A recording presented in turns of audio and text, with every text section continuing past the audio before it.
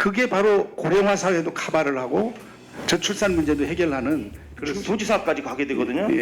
시장 뭐 의원님께서는 저에게 이제 그런 말씀도 계셨는데 제가 6급 공무원 시절에 본인이 모범을 보여야 된다. 이런 게 상당히 중요한 점이라고 가장 먼저 접해야 될 단체가 여성들이라고 생각이 되어집니다.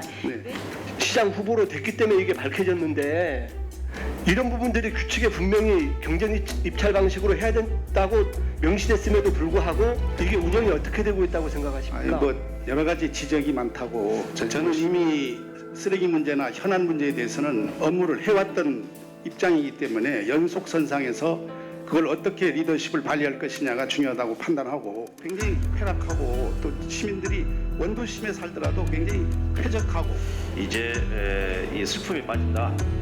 그때 당시 심정을 얘기하고 있고 그래서 아내의 마음 하나에 집중하면서 살아가는 어떤가 이런 글을 써주셨는데 우리 원희룡 지사님도 이런 말씀을 좀 하신 적이 있습니다. 그래서 군주에게는 항상 아첨하고 공직세워에 일관하기 때문에 그런 부분에 대해서는 우리가 지금부터는 논의를 한번 해보자 이런 말씀을 드립니다. 어떻게 생각하세요? 뭐 이 정치행정위원론적 입장에서 예정자께서 이제 구입할 당시에는 전혀 이제 홍보가 안 됐거든요.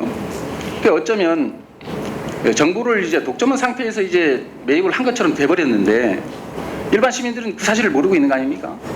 그건 어떻게 생각하세요? 제가 2012년 6월에 계약할 때 공시지가가 변동이 없었다는 걸 공무원들 앞에 들었습니다. 난 그 내용을 모르고 매입을 했는데 그런 얘기를 들었다. 지금 와서 지가가 상승했기 때문에 왠지 공무원은 이걸 건드려서는 안 될 부분을 건드린 것 같다 하는 의원님의 말씀이신데 저는 또 저 나름대로를 돌아보면 파견 나갔다가 제주도로 올 수 있을 걸로 기대를 해서 보니까 집이 퇴락해가지고 사람 살 형편이 못 돼서 급히 집터를 하나 사야 되겠다 해서 그 정보 취득한 건 맞습니다. 혹시 채비지 판매하는 데 있는지 없는지를 알고 있다는 건 중요한 문제니까 그래 했던 거고 결론은 그걸 매입하게 된 거고 또 저희 예상대로 2년을 살아도 제가 돌아올 수가 없었습니다. 그 당시에. 그러다 보니까 1년 6개월을 더 체류하게 되다 보니까 집터만 사놓고 집을 사지를 또 기간을 놓치게 되고 집은 팔리게 되고 이러다 보니까 아파트를 융자받아서 다시 가게 되고 그러다 보니까 지금 집도 못 짓고 이렇게 살게 됐습니다. 저는 이건 확인을 못 해봤는데 이러한 경우가 예정자님 말고 다른 공직자도 있을 수 있다. 이런 추정이 가능하다는 겁니다. 그러면 일반 시민들은 이건 공무원들의 어떤 조직적인 재산 증식의 한 방법으로 채비를 활용했다. 이렇게 의심이 가능하단 말입니다.